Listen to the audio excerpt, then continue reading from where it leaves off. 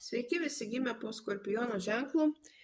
Pasižiūrėkime, kas laukia jūsų laikotarpyje nuo balandžio 21 iki 27 dienos. Savaitės perspektyvos, ko vengti ir patarimas jums.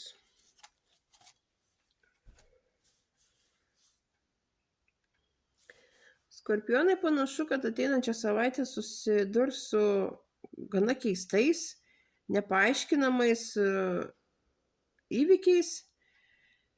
Gali paaiškėti kažkokios tai paslaptys.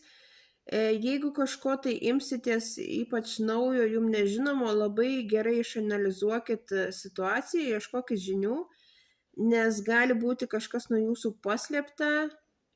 Tiesiog yra tam reikale kažkokie tai povandeniniai akmenys. Ko vengti?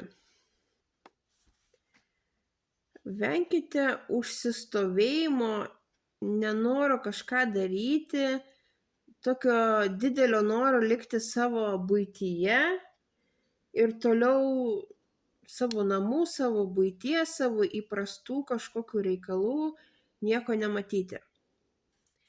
Ir patarimas jums: planuokite, kelkite savo